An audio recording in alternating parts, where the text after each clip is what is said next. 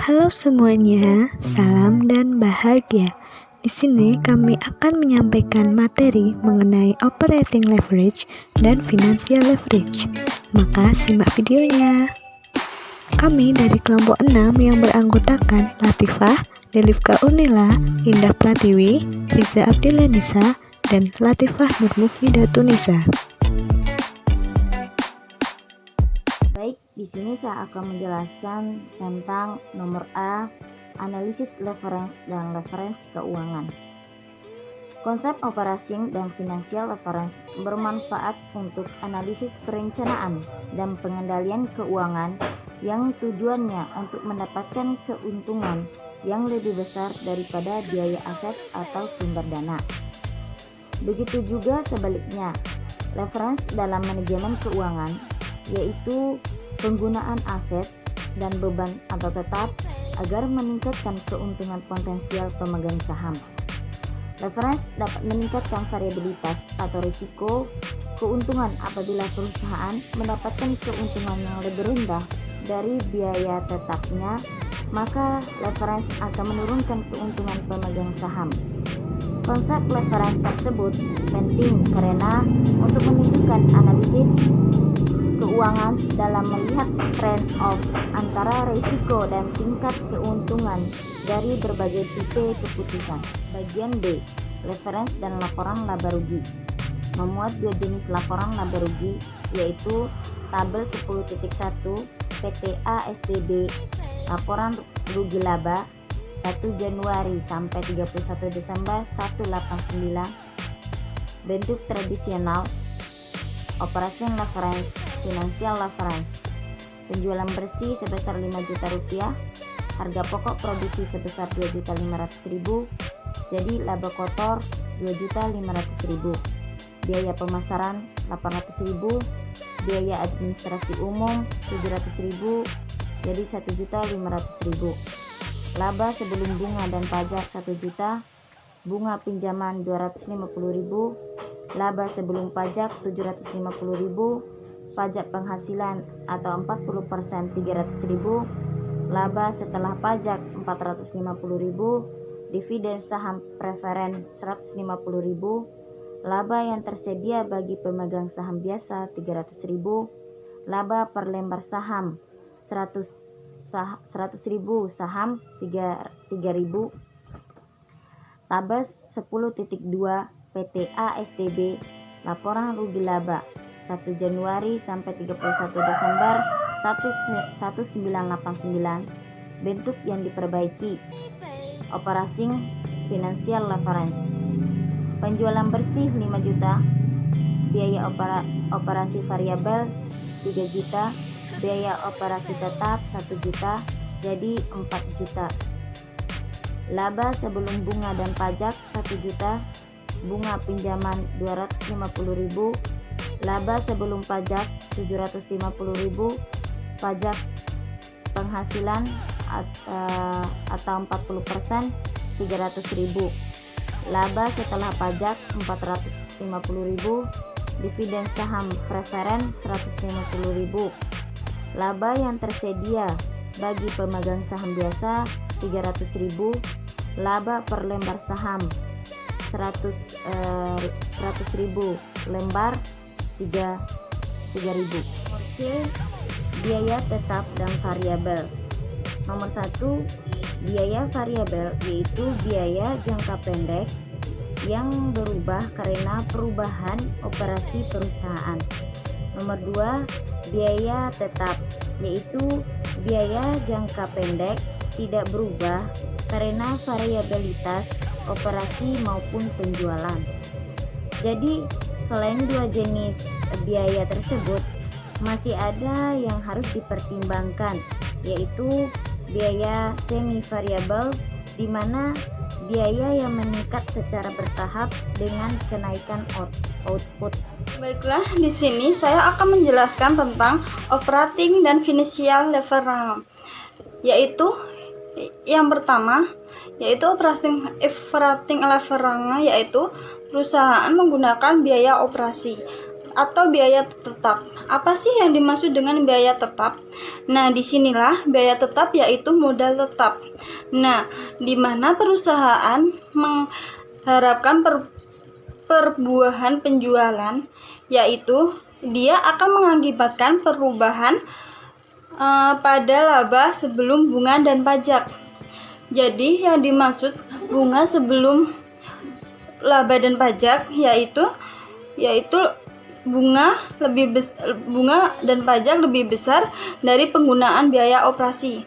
Nah, jadi disitulah akan terjadi penetapan terhadap laba sebelum bunga dan pajak. Jadi dia akan disebut dengan drop of operating leverage. Nah, yang kedua yaitu financial leverage. Apa sih yang dimaksud financial leverage?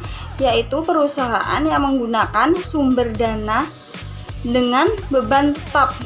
Nah, jadi sebuah perusahaan mengharapkan perubahannya, dia akan mempengaruhi laba per lembar saham yang lebih besar daripada perubahan laba sebelum bunga. Nah, disinilah yang dimaksud laba sebelum bunga dan pajak, yaitu penggunaan dan biaya tetap yang disebut the draw of financial leverage. Nah, cara perhitungannya atau rumusnya bisa dilihat pada PPT ini, yaitu yang pertama contoh operating. Nah, disitulah ada rumus cara kita menghitungnya. Yang pertama yaitu pada TCL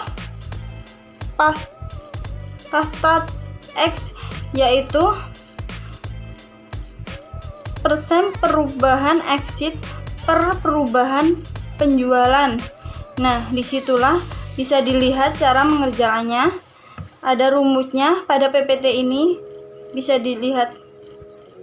Nah, yang selanjutnya yaitu yang dimaksud dengan DOL bagi perusahaan, lebih merupakan yaitu fungsi dari proses produksi apabila perusahaan menggunakan peralatan yang bersifat labor saving. Apa sih yang dimaksud itu semua? Jadi di sini yaitu yang bersifat labor saving atau capital intervensi, dia akan dalam operasinya mempunyai biaya operasi. Jadi yang dimaksud biaya operasi itu yaitu operasi tetap yang tinggi dan biaya perubahan penjualan akan mengakibatkan perubahan EBIT dan prestase yang lebih besar. Jadi disinilah yaitu business risk merupakan resiko ketidakpastian tingkat EBIT yang akan diperoleh. Perubahan EBIT dapat mempengaruhi oleh banyak faktor, salah satunya yaitu yang pertama DOL. Dengan demikian semakin besar DOL maka semakin besar pengaruhnya. Jadi disinilah ketika DOL itu besar maka dia pengaruhnya semakin banyak. Ya, jadi perubahan penjualan terhadap EBIT yang berarti akan semakin besar tingkat risikonya. Disitulah akan dia semakin besar dan semakin menaik. Nah, di sini variabilitas yaitu yang dimaksud ke variabilitas ketidakpastian atau penjualan. Apa sih yang dimaksud itu semua? Jadi yang dimaksud itu semua apabila perusahaan memiliki biaya tetap yang tinggi dan tingkat penjualannya, maka dia akan bersifat relatif dan stabil, akan mempunyai DOL yang tinggi tetapi akan mempunyai EBIT yang relatif stabil namun memiliki risiko bisnis yang rendah. Jadi kalau dia semakin DOL-nya yang tinggi, dia akan memiliki risiko bisnis yang rendah. Disitulah ketidakpastian harga jual biaya per variabel. Perusahaan yang mempunyai DOL dapat menanggung risiko bisnis yang tinggi jika harga jual dan variabel tidak pasti sepanjang waktu. Selanjutnya, tabel 10.3 laporan rugi laba PT ASDB 1 Januari sampai 31 Desember 1989 dalam rupiah. Terdapat tabel pengaruh kenaikan penjualan sebesar 10%. Ada kolom 1, kolom 2, dan jumlah persen kenaikannya. Yang pertama, penjualan bersih. Pada kolom pertama sebesar 5 juta. Pada kolom kedua terdapat kenaikan sebesar 10%, jadi 5.500.000. Kemudian biaya operasi variabel sebesar 3 juta pada kolom pertama, dan pada kolom kedua terjadi penambahan sebesar 10%, jadi 3.300.000. Kemudian biaya operasi tetap. Yang pertama sebesar 1 juta, pada kolom kedua sebesar 1 juta. Kemudian biaya operasi variabel ditambah biaya operasi tetap. Hasil pada kolom pertama sebesar 4 juta, dan hasil pada kolom kedua juga sebesar 4 juta. Kemudian laba sebelum bunga dan pajak atau EBIT. Pada kolom pertama sebesar 1 juta, dan pada kolom kedua terjadi penambahan sebesar 20%, jadi 1.200.000. Kemudian bunga pinjaman sebesar 250.000 pada kolom pertama, dan pada kolom kedua sebesar 250. Kemudian laba sebelum pajak atau EBT. Pada kolom pertama sebesar 750.000, dan pada kolom kedua terjadi penambahan sebesar 27%, jadi 950.000. Kemudian pajak penghasilan 40%. Pada kolom pertama sebesar 300.000. Pada kolom kedua terjadi kenaikan sebesar 27%, jadi 380.000. Kemudian laba setelah pajak atau IAT. Pada kolom pertama sebesar 450.000, dan pada kolom kedua terjadi kenaikan sebesar 27%, jadi 570.000. Kemudian dividen saham preferen. Pada kolom pertama sebesar 150.000, dan pada kolom kedua juga 150.000. Kemudian laba yang tersedia bagi pemegang saham biasa. Pada kolom pertama sebesar 300.000, dan pada kolom kedua terjadi kenaikan sebesar 40%, jadi 420.000. Kemudian laba per saham atau EPS 100.000 saham. Pada kolom pertama sebesar 3.000, dan pada kolom kedua terjadi kenaikan sebesar 40%, jadi 4.200. Selanjutnya, financial risk dan financial leverage. Financial risk yaitu variabilitas laba yang akan diterima oleh pemegang saham. Rasio finansial dapat digunakan untuk mengukur risiko dalam hubungannya dengan perusahaan yang menggunakan leverage dalam struktur modal. Yang pertama, total debt to total asset ratio, yaitu merupakan salah satu jenis rasio dalam laporan keuangan. DAR atau debit to asset ratio adalah rasio yang digunakan untuk mengukur jumlah aset yang dibiayai oleh utang. Rasio satu ini sangat penting guna melihat solvabilitas perusahaan atau kemampuan untuk menyelesaikan segala kewajiban jangka panjang. Yang kedua ada debit to equity ratio, merupakan satu ukuran pembanding antara total utang perusahaan dibanding dengan ekuitas perusahaan. Debit to equity ratio menunjukkan seberapa besar tingkat utang perusahaan terhadap modalnya. Yang ketiga, time interest earned ratio adalah rasio yang mengukur kemampuan perusahaan dalam membayar ataupun menutupi beban bunga di masa depan. Rasio ini sering digolongkan sebagai salah satu rasio keuangan dalam solvabilitas. Hal ini dikarenakan time interest ratio merupakan rasio yang mengukur kemampuan perusahaan untuk melakukan pembayaran bunga dan hutang-hutangnya. Oleh karena itu, time interest earned ratio sering juga disebut sebagai interest coverage ratio. Yang keempat ada fixed charge coverage ratio, adalah rasio keuangan yang mengukur kemampuan perusahaan untuk membayar semua biaya tetap dengan laba sebelum bunga dan pajak. Contohnya, pembiayaan tetap masuk, pembayaran bunga dan sewa. Singkatnya, rasio ini adalah indikator solvabilitas perusahaan yang merupakan ukuran kemampuannya untuk membayar tagihan.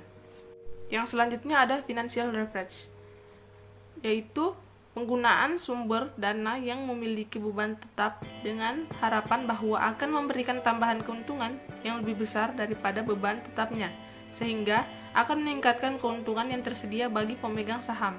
Slide selanjutnya yaitu Degree Financial Leverage atau DFL, seperti yang telah dijelaskan di slide sebelumnya, yaitu merupakan perubahan laba per saham atau sering disebut EPS karena perubahan laba sebelum bunga dan pajak atau sering disebut EBIT, atau rasio antara persentase perubahan EPS dengan persentase perubahan EBIT. Maka DFL pada X yaitu delta EPS per EPS dibagi delta EBIT per EBIT.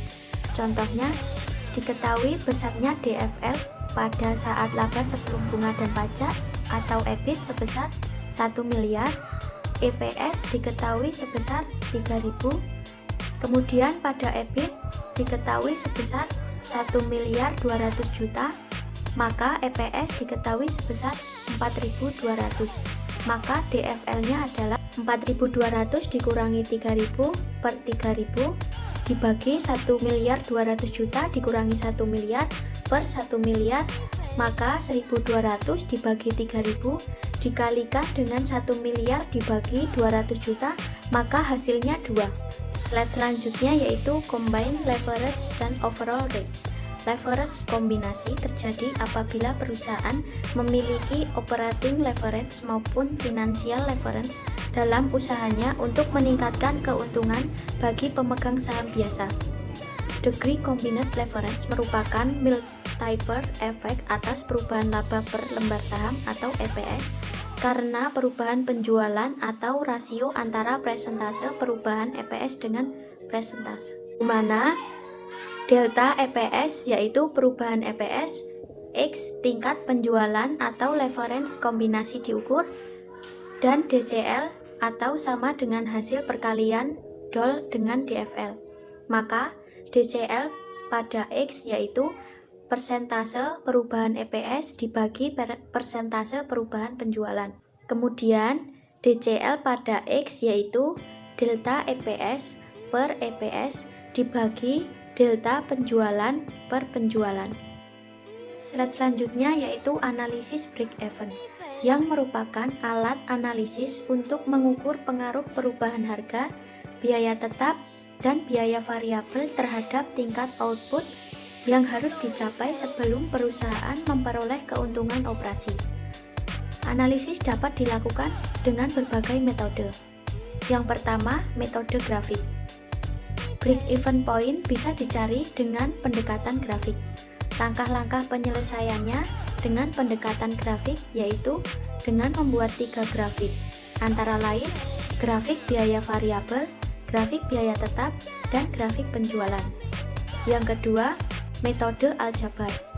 Untuk menentukan titik pulang pokok secara aljabar, penting untuk menyamakan fungsi total pendapatan dan total biaya operasional. Maka, BEP tercapai apabila total pendapatan sama dengan total biaya. Beberapa batasan analisis break-even. Yang pertama adalah harga jual dan biaya variabel per unit konstan. Asumsi ini sering disebut dengan asumsi linearitas. Dengan praktik fungsi pendapatan dan biaya cenderung bersifat non-linear, dalam banyak hal fungsi ini dapat menjual output hanya bila harga berjual lebih rendah. Yang kedua adalah komposisi biaya operasi. Asumsi lain dari analisis pulang pokok adalah bahwa biaya dapat diklasifikasikan ke dalam biaya tetap dan biaya variabel. Dalam kenyataannya, biaya tetap dan biaya variabel adalah saling tergantung satu sama lain dan dalam range tertentu dalam jangka waktu tertentu.